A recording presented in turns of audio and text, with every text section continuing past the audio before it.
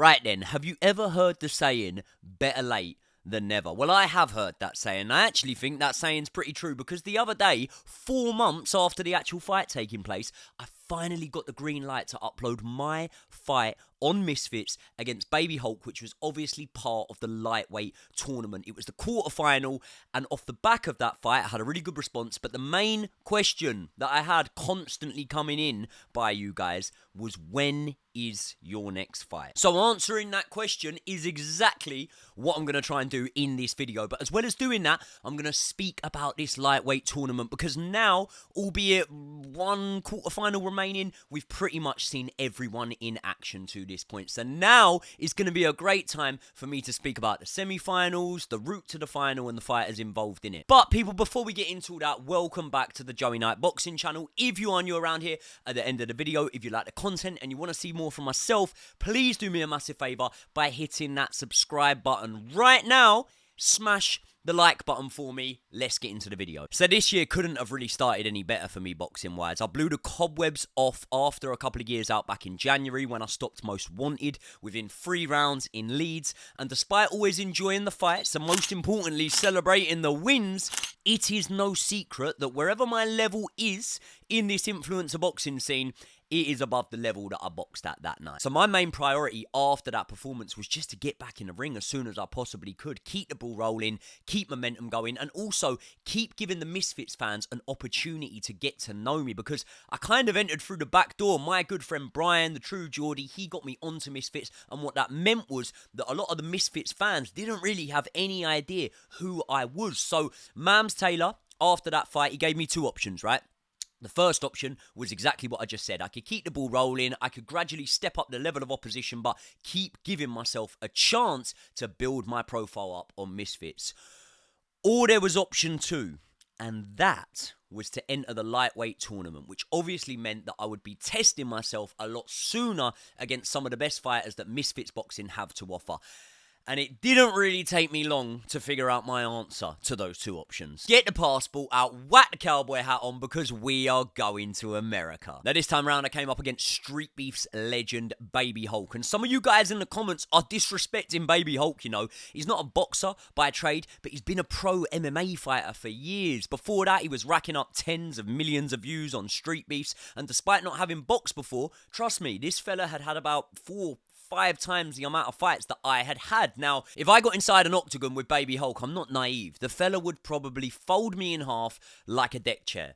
But luckily for me, we fought in a boxing ring. And despite Baby Hulk coming on really strong and throwing the kitchen sink at me from the first bell, around 2.5 minutes into the first round, I managed to end the fight. And since that night, life has been busy, to say the least. I've been supporting the rest of the lightweight contenders in their tournament fights, catching flights, working hard, and even doing the odd bit of training. But these knuckles are now starting to get itchy, and my old bank balance could definitely do with another one of those knockout bonuses. So now I'm ready to fight again. And seeing as every man and his dog seems to have been calling me out recently, I shouldn't be too short of options, should I? Although I am short of options, actually, aren't I? Because there's only actually 2 possible opponents for my next fight. The first is my old friend Walid Sharks, and the second is Ace Musa, who he boxes on August the 10th. Now, not only are we getting these 2 fighting on that August the 10th card, we've also got a really, really, really good fight between 2 men who I would say probably both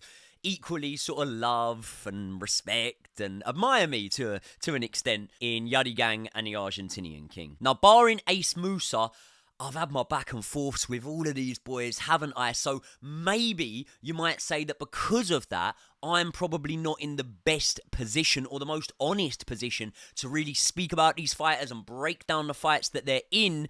And look, there is a degree of truth to that. I would imagine if you had had internet rumours made up about you by certain people, you might not give an honest opinion on them if it came to giving them some sort of praise.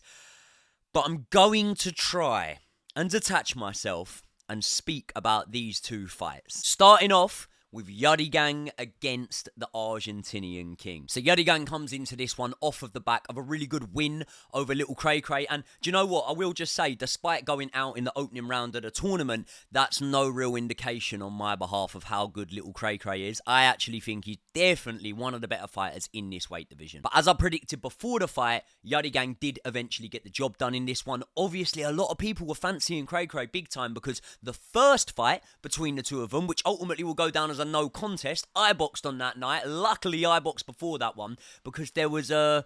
I'm not sure I can say it on the video, it might get demonetized. Security emergency, let's say. There was one of them on the night. And until that happened, Cray Cray was doing really well against Yadigang. So a lot of people picked Cray Cray for that one. But I did stand by my initial prediction. And I did pick Yadigang in that fight. I just thought he'd have a little bit too much for Cray Cray. And I haven't watched the entire fight in whole yet. Probably should, since I'm in this tournament. But from what I see, Yadigang actually came out and fought Southpaw in this fight. And if he kept that up for the whole fight and then managed to beat the natural Southpaw in Little Cray Cray, I got to be honest, man, that's really, really impressive. And despite me throwing a little bit of shade here and there, I have actually always given Yadigang the praise that he deserves, you know. If any of you guys have followed this tournament or have followed any of my channels, you would have seen by now that I actually backed Yadigang to make the final of this tournament before a punch was even thrown. And now, Misfits for me is like the modern day WWE, right? And that is why on this platform, I would personally say that I'm willing to take huge risks to not be in boring fights. Risks that so far, maybe some could say Yadigang hasn't been willing to take in some of his fights. But one thing I would say is, the proof's in the pudding, isn't it? Because let's say Yadigang does get to the final, and he gets to the final off the back of beating Little Cray Cray and the Argentinian King, then I will hold my hands up and say that Yadigang will have had a tougher path to get to that final than potentially I would have if I get there having beat, let's say, Baby Hulk and Walid Shark. So, respect to Yadigang, he's done it the hard way. But believe me, there are definitely still at least one or two surprises left in this tournament. And I do believe that on August the 10th, you're definitely going to see one of them. And in the Argentinian King, you got a confident fighter who won't be buying into any of the hype that is rightly so building around Yadigang at the moment. And I'm guessing that because some of you know that me and the Argentinian King have got a little bit of history, you're probably thinking I am going to use this opportunity now to down-talk the Argentinian King and to tell you lot that he's not any good and he was exposed against Puliarif, but I'm not. And I think I'll actually surprise a few of you guys here. Because I definitely don't think that the Argentinian King is trash, like a lot of people were saying on the internet after his fight with Puliarif. I also don't think he's as good as he thinks he is. I think the truth probably lies somewhere in the middle, like it does in most parts of life. So, did he underperform against Puliarif? Yeah.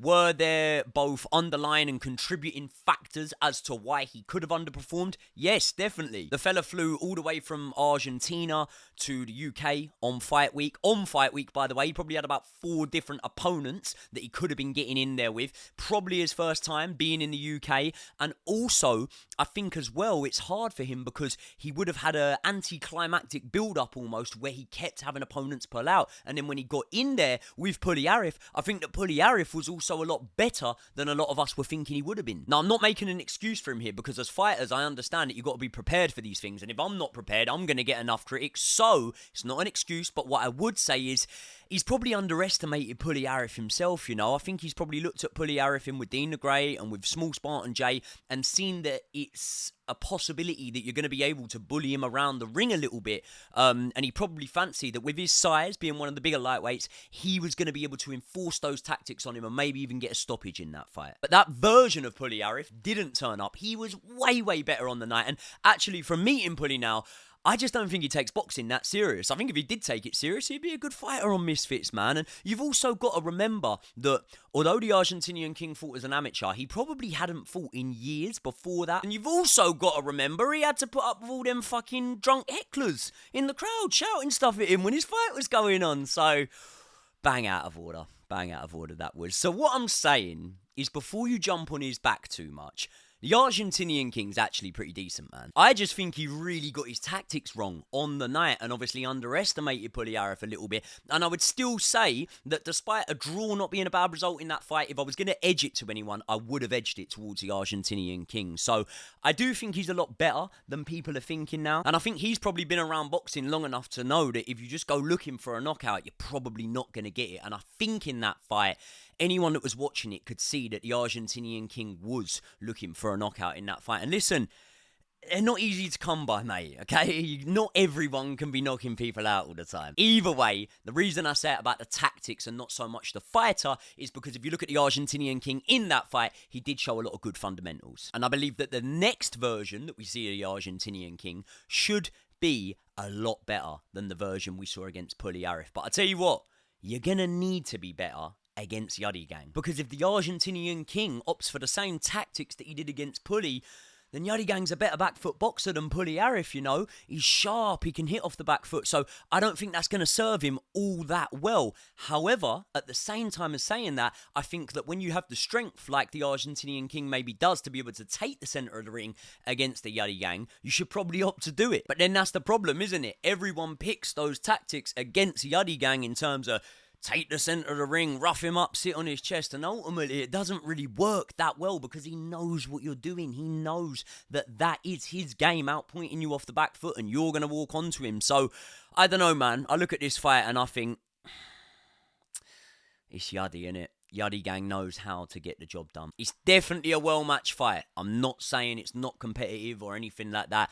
And I'm not saying that if he loses to Yadigang, the Argentinian King won't be in good fights on Misfits, because he definitely will. Now, the other fight on that night that I will obviously be watching with a very close eye is my old friend Walid Sharks taking on Ace Musa. And at the moment, I'm really torn as to who the winner's going to be in this one. These two were supposed to fight before, the fight never happened, and as far as I'm aware, it's only Walid who's actually fought since that fight. Now, I'd say to the average Misfits fan that Walid Sharks has always probably been viewed as number 2 in the division behind Dean. He looked good against Adam Salah. I think that fight ended up being given as a draw, but I felt that Walid won it. Dropped Dean in their first fight. He went on to beat a guy called IPAP. He competed in the tag team match with Dean where, let's be honest, I mean, that was a tag team match. It might as well have been called a handicap match because the two of them two pretty much took on Yadigang on his own, so fair play to Yadi. And then obviously he rematched Dean on the KSI against Tommy Fury undercard. So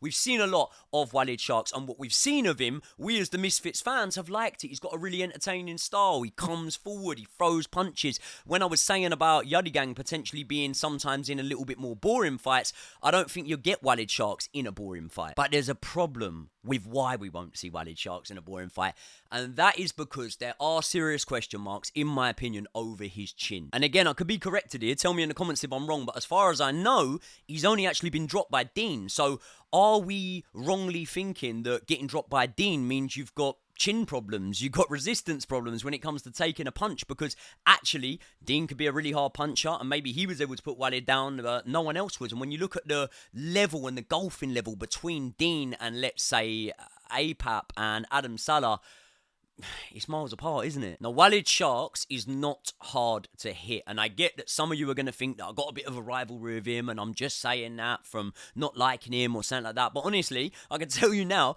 I do not like or dislike Walid Sharks. Like, I've never met him. It'd be a bit weird if I did dislike him. He's 20 years old, you know what I mean? And I was taking the V-plates off when this fella was in nappies. But despite me giving him the praise that I have, decent hand speed, entertaining style, and lots of heart, he does get hit. And word has it that one man who can really crack a bit is Ace Musa. But the problem is, we don't really know how much boxing Ace Musa has done, because I hear some people saying that Ace Musa had loads of amateur fights, and I hear some people saying that he hasn't had fights, and the only fight he was going to have was the scheduled one with Walid that didn't happen. I've actually heard Ace Musa talking in an interview as well, and I'm sure he said something about knocking out ABA champion or an amateur champion or something like that. So I have had it on good source from people as well that Ace Musa's pretty good. You know, I had a pro who I won't name message me and say, yeah, he's seen the kid and the kid's quite good. So Ace Musa's obviously a decent fighter coming into this one. There is a clip online of him knocking someone out, which looks like it's in like a unlicensed bout or something like that, but ultimately it's hard to draw a conclusion from that one, isn't it? Because we don't know that fighter, we don't know what his record is, we don't know where he's at or what his ability is, and because it's not the whole fight, we can only see that one little bit, so we can't really gauge a judgment on how good the opponent is that he's knocking out. And I'm not saying he's wholly responsible for this, but there's a reason you can't find footage of Ace Musa online, and that is because Ace Musa does not want you to find footage of him boxing online. We've all been there, haven't we? I remember deleting loads of bits and pieces of myself when I was trying to get on Misfits because I was thinking, I don't want to put opponents off if they know that I've boxed white collar before. But there's pretty much only two reasons why you're not going to want any footage of you out there. And the first is that you have really big flaws and you might be fearful of your opponent seeing them and capitalizing on your vulnerabilities, or it could be because you're really, really good and you don't want people to know you're really, really good. See, with Yadi Gang and the Argentinian King, you can really gauge an opinion on what's going to happen in that fight and how that fight's going to go because you pretty much know what both guys should offer on the night. Whereas with Walid Sharks and Ace Musa, there's just so many question marks around that fight, you know. One guy could come out, look explosive, look really, really good, but there's question marks around both fighters, you know. Walid Sharks, there's question marks around his chin and has he been suffering concussions in the gym and things like that. And then Ace Musa, obviously, we don't know how good he is because we can't see anything of him. And from a personal level, I'm torn really because I don't know Ace Musa. I've never met Ace Musa, but I have, probably like he has at some points of mine, maybe stalked his social media a little bit. What I see of him, I really like. There's no clips of him boxing, but, you know, talking and his comedy stuff and that is really funny. I like it. So, seems like a really cool guy. And obviously, I've heard he's pretty good. So, the ideal route for me would be for Walid Sharks to win this fight. And then I get to face Walid Sharks in the next round because I believe I'm a stylistic nightmare for him. And I believe that I win that fight quite comfortably. However, I said there was going to be upsets in this tournament, didn't I? And I do believe that this is the most likely fight we're going to see it in. So I will pick Ace Musa to beat Walid Sharks, which means, in answer to the start of the video, my next fight will be against Ace Musa, I think. But I will be watching all the action, as I'm sure you lot will if you're Misfits fans. Let me know your thoughts in the comment section below. I will just say now, I'm predicting a Joey Knight against Yadi Gang final for this tournament. Let me know your thoughts for the rest of the tournament, and I will see you all in the next one.